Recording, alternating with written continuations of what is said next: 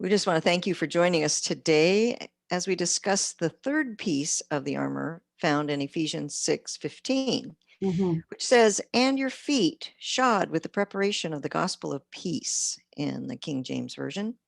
So our session today is going to be rather long, and we kind of discussed and debated if we should cut it short or if we should record it in 2 sessions. And we were thinking, well, we couldn't figure out a way to cut it short because the information was so good, and we both just learned so much from studying this that we decided just to go ahead and do it. So just to give you a heads up and a warning, it's going to be a little longer than normal. Yeah, and we this part, both of us, Patsy and I know, we talked about it. Is I thought this was kind of like a wimpy piece, and I'm like, okay, so we have to be prepared to share the gospel. Isn't that terrible? But because I'm not evangelistic, I just really have never gotten into the sandals of peace or the shoes of peace. So today we want to talk about, because we've been talking about the pieces and we've been relating them during the time period of when this was written. And during this time, Paul is using the analogy of the Roman soldier. And so the Roman soldier's shoes or sandals, however you want to say, were not just any ordinary kind of shoes. In the first place, the bottom part of the shoes or the sandals, whatever you want to call them, was made out of bronze or brass. Most of the time it was made out of brass. And so the shoes were primarily composed of, the bottom part was either brass or bronze, and most of the time brass. And then the top part, of the lacing on part, was made of leather.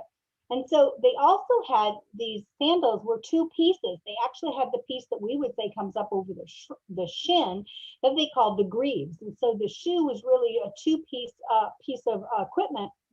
And the part that covered the shin, which was the greave, Greave, was very tooled and very ornate, and it covered the top, from the top of the foot up to the part of the knee.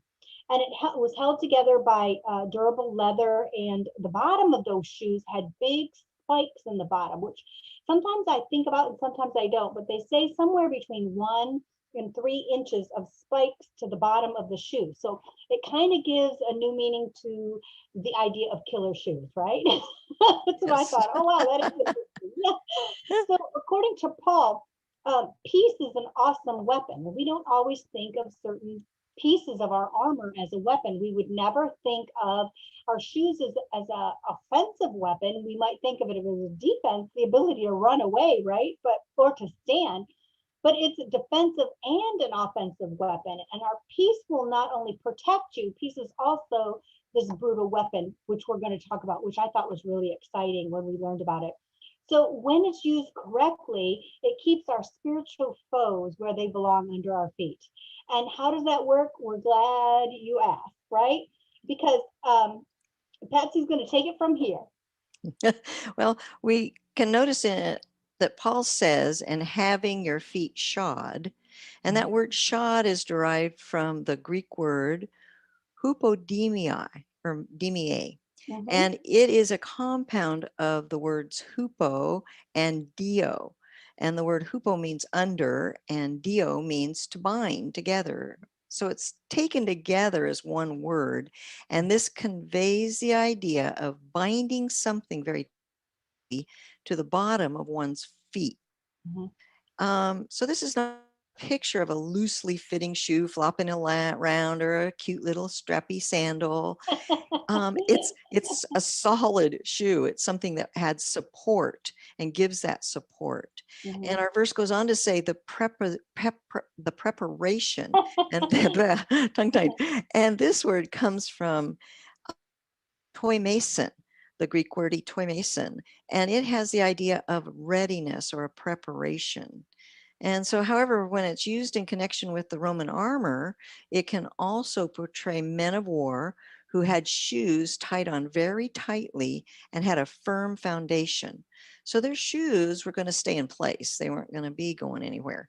They were ready to march out into battle and to confront the enemy in these shoes. So this idea of preparation then conveys the idea of like a solidarity firmness, or a solid foundation, so secure that we can move out in a confident faith without being moved by what we see or what we hear. This aggressive peace puts us in the position to look directly into the face of the adversary or directly into the face of a challenge without being moved by what we see or what we feel or what we hear.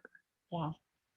And I always wondered, as I kind of mentioned at the very beginning, when this verse talks about, or we hear about the preparation of the gospel of peace. So we know that the gospel is called the good news, right? But the preparation of the gospel of peace, and I thought this was some sort of call, to spread the Mhm, gospel, mhm, as I said before, and we know that we should always evangelize, right? And if you guys know, we probably failed to mention that we're sharing our screen with you a little bit, because mhm, some of these words we're using today, if you don't see them, if you're mhm, like me, you won't know what they are. mhm, And so, this word that Paul is declaring when an individual receives the gospel message, that preparation, he uses the word irene, as I believe that's how you would pronounce it, that conveys the idea of peace that prevails, or a conquering peace. mhm. Isn't that interesting that we Yeah. never think of peace as something that's conquering? Now I can understand the prevailing peace, Mhm, right? Because we really, bad wording, but we strive to get in prevailing peace. mhm, But this peace, or this peace that's a prevailing peace or a conquering peace, is kind of interesting. So by using this word, Paul is declaring that when an individual has received the gospel message into their life, it brought blessings and prosperity along with it, right? I mhm. would have never thought that the Yeah. shoes would have talked Yeah. about that, right? It's In amazing. fact, that word peace, in Rini, which I just said, implies the blessing of God, Mhm, so strong and so effective in your life that this conquering force will remove all former chaos mhm, once you know this peace, and it'll replace it with this chaos will be replaced with peace that prevails, right, mhm, in every area of your life. Okay, so I can get that. That's to me what kind of peace is. However, the presence of chaos in the absence of peace does not absolutely mean the enemy has attacked you, right? mhm, It could be a signpost that you violated some sort of principle. And we don't always like that, but people always say that. Well, if you're not at peace, are you in sin? It could be a lot of different things. It could be a test, it could be the enemy, or it could be you failed in some way. So before you start screaming about the enemy attacking, it's important that we start swinging, we start swinging our sword. Oh, devil, get away from me. Sometimes we need to look in the mirror, yeah. right? Because we think, oh, the devil's after me, but it's really because we have been disobedient. Mhm, And so we need to be honest with ourselves and with God, and examine ourselves to see if we cause some sort of lack of peace in our life. We mhm, do that a lot.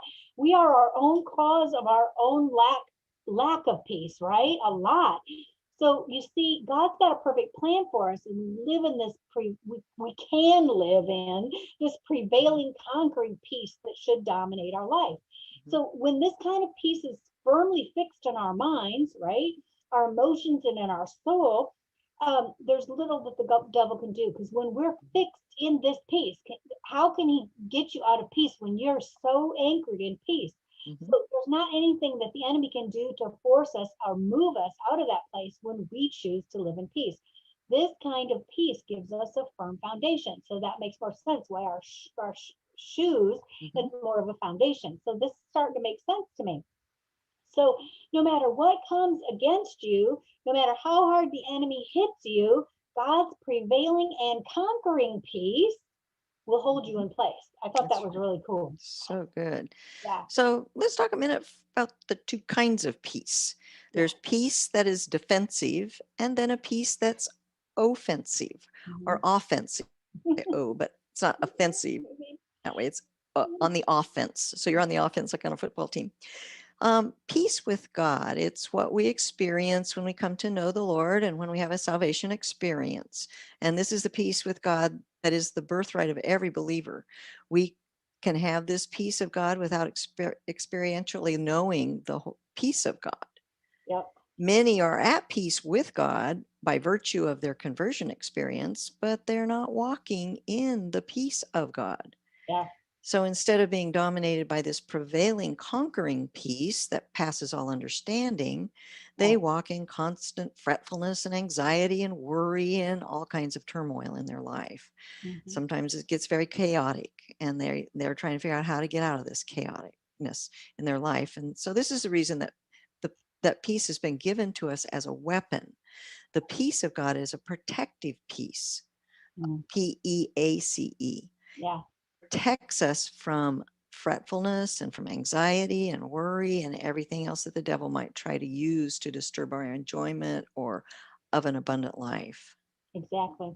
And so we know if we had our Bibles open, so most of you probably aren't prepared, so we'll just read it for you. In Colossians 3:15, it says, and let the peace of God rule your hearts.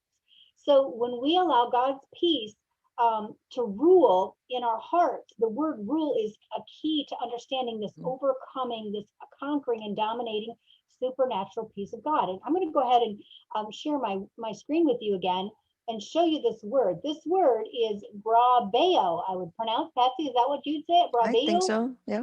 The word Fabio. Yeah. brabeo was used to portray the umpire or a referee who judged the athletic games in the ancient world. So we understand umpires, right? Because we have them today. They're the ones who call the Mhm. games. And so Paul uses this word to illustrate the peace of God that is ruling our hearts. So the peace that's in our hearts can be an umpire in our life calling the shot. This can happen, this can't happen, this is not good, this is good, right? Mhm. By choosing this illustration, Paul is telling us that there is a place by whereby this peace of God can begin to call the shots and make the decisions in our life to keep us in that peace instead of fretfulness and anxiety and worry. So we could translate that to say, let the peace of God call all the shots in your life, right? I Mhm. love that. That's Let the good. peace of God. And we have a dear friend, Judy, Mhm. who always would say to me, Cynthia, let peace be your guide. And I was looking at her Mhm. and I'd think, how do you do that, Judy? But she would say, let peace, I always look for peace. And when I find peace, I know that I'm in the right place. And so she would Mhm. always say, let peace be your guide. So it's important that we let peace call the shots. Mhm. And that has to reign. That Yeah, has to, a peace of God yeah, has to be your referee of your exactly. emotions and your decisions of everything you do, Absolutely. because the devil attempts to take advantage of unrenewed areas in our minds and attempts to turn them into roller coasters of emotions, where Right. you're up one moment and then down the next and then up one day and down the next. And you can now get an idea of why we need the foundation of peace under us Yeah. to keep us from off of this roller coaster ride. Yeah. When the supernatural peace rules in your heart or spirit, and when the supernatural peace umpires your life and serves as a referee to your emotions and your decisions, the devil cannot gain the foothold in your life that he desires to have. He Right. cannot play games with your emotions or your mind, because your emotions and your mind are governed by peace. Yeah. And remember, the greaves that covered the lower leg were defensive. The enemy couldn't kick the legs out from under a Roman soldier Yeah. because of those greaves. They were just too solid. And Yeah. the shoes were made to be able to walk on any kind of terrain. So Yeah. they were able to grasp a firm hold of the ground and hold their place without slipping. Remember, they had spikes on the bottom. So think about it. If you're not afraid of being taken out or down, and you Yeah. know that you can walk through anywhere, anything, anywhere, how much peace does that bring you? I mean, it it should bring a lot of peace to your heart, just Yeah. knowing Yeah. that you have this weapon at your disposal. Exactly. So now we're going to switch gears and talk about how peace is also offensive. Yeah, Pets, can you go ahead and pick up that next piece for me real quick? And I've Sure, gotten myself disorganized here as we were going along. sure. So in the first part of Romans 6:20, we see, and the God of peace shall Yeah. bruise Satan under your feet shortly. So the word bruise is taken from the Greek word suntribo, I think, Yeah. or some tribo, Yep. I found it. which was historically used to denote the act of smashing and utterly crushing grapes into wine. Yeah. And Patsy, I've been watching, and I think I've talked to you a little bit about the big series that's out right now called The Chosen.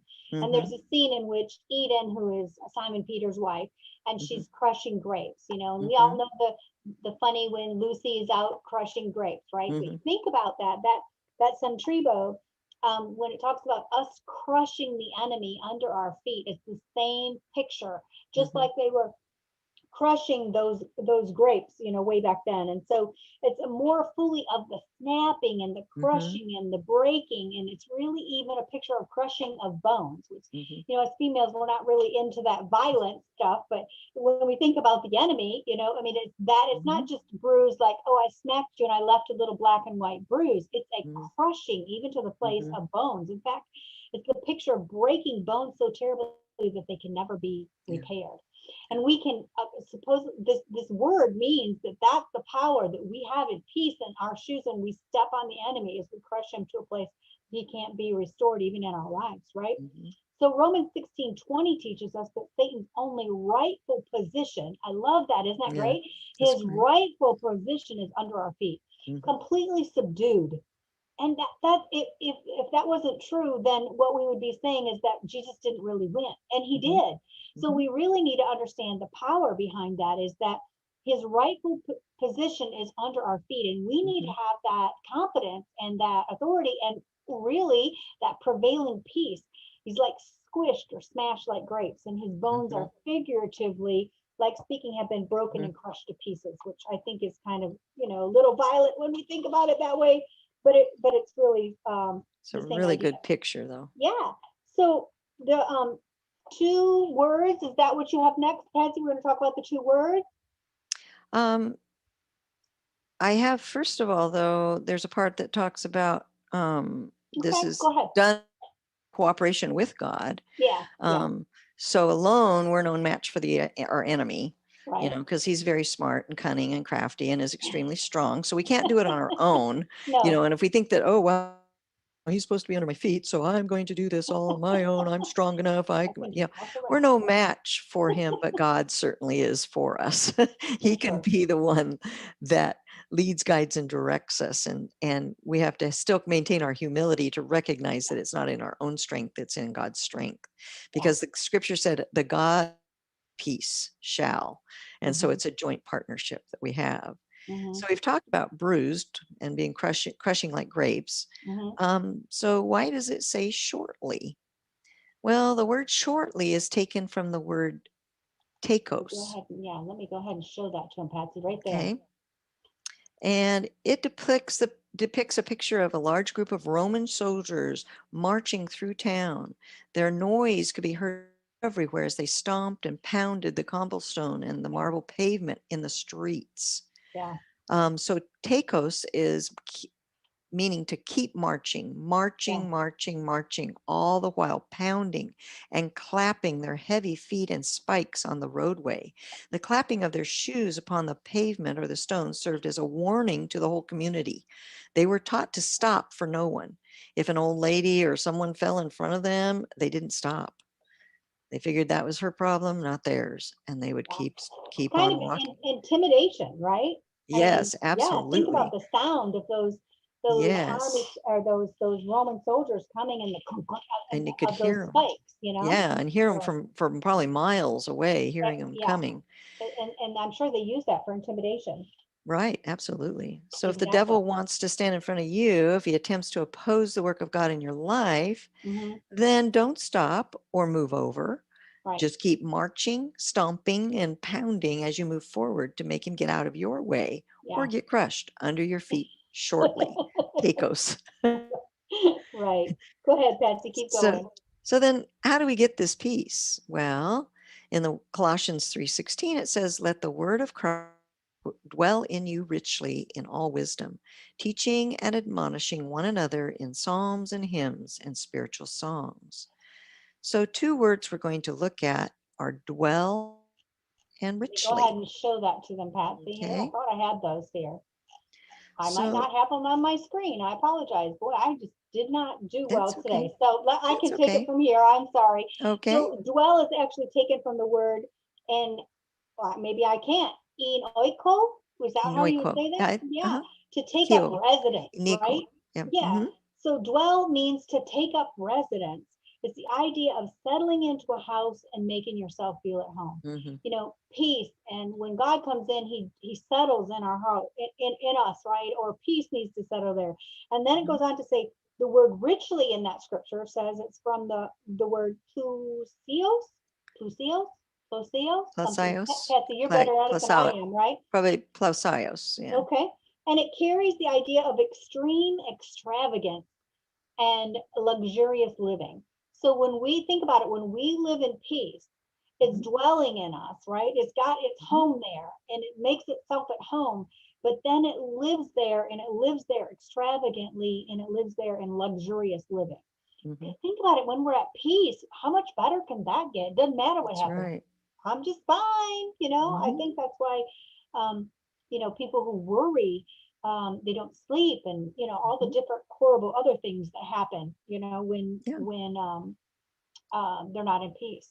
So, um, I, for those of you who have listened, I have messed up my notes and I've had Patsy pick up parts that I was going to talk about, and so my hat's off to you today, Patsy. But this is really for me the peace of God. It Mm-hmm. was really eye opening to see this Mm-hmm. as a weapon, right? Um, Yes. Yes. we could say, after we thought about this richly and dwelling and all that, we could say that let the word of Christ take up residence in your life and Mm-hmm. come to feel completely at home in you and give it the most extravagant, luxurious reception that is possible, right? Mm-hmm. That's so Absolutely. cool. So when we give the word of God this kind of priority in our life, Mm-hmm.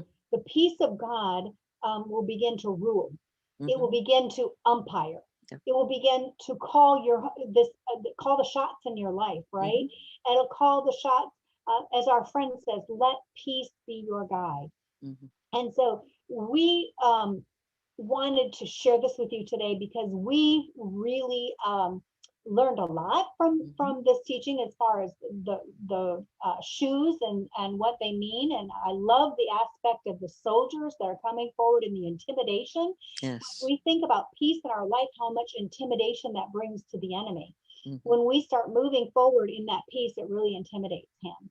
And we have the power to keep him under our feet. And unfortunately, he has lied to us for so long that That's right. we've tried to hide from him. And so, and I think it was also a good point about making sure that we look in the Word to make sure that the reason why things are peace isn't upset is because we haven't done something in order to let something come in, right, Patsy? That's right. Is That's there so anything right. else that you'd like to add today, Patsy? I think that was, I mean, I was No. just blown away, and I think I'm going to go back and study this stuff Yeah. again. Yeah. Yeah. And we encourage you to do the same, Yeah, to go and delve in deeper to right. these different parts of our armor, because it's just fascinating to find out, Hmm. especially in that time period, how, these were important weapons that they used, all parts of the armor. Right, exactly. So Patsy and I do want to say thank you for Mm-hmm. joining us Thank today. If you. it was a little longer than normal, we do apologize. But we couldn't figure out how to split it and still make it interesting. So we invite you always to go over to our website, sign up and get on our mailing list. We're doing some new things and started some new groups. And we'd love to have you be a part of what we're doing online. You would go over to realliferevise.com. That's realliferevise.com. While you're there, there'll be a box that'll pop up on the front page and they'll ask you if you'd like to subscribe to our email list. We'd love to have you come aboard, because we always let everybody know through our email list what we're going to do, because you never know what's going to happen with social media, right? And so we do want to thank you and invite you to go over there to do that. And as always, as we always say, as our prayer for you is that you become all Mm-hmm. that he created you to be. Yes. And if we can help you in any way, that's what we're here for. Because when you become what he created you to be, when you start realizing who you are and you know your value, and you know you can be who he created you to be, which is the best you, the best version of you, then you're going to be able to go and do what he has called you to do. So we just bless you with that today, and we thank you, and we hope you'll join us next week. Mm-hmm. And Thank God bless you. We'll be talking about the shield of faith, right, Kathy? you. Yep. I think so. Thank you. Bye bye, Bye everyone. bye.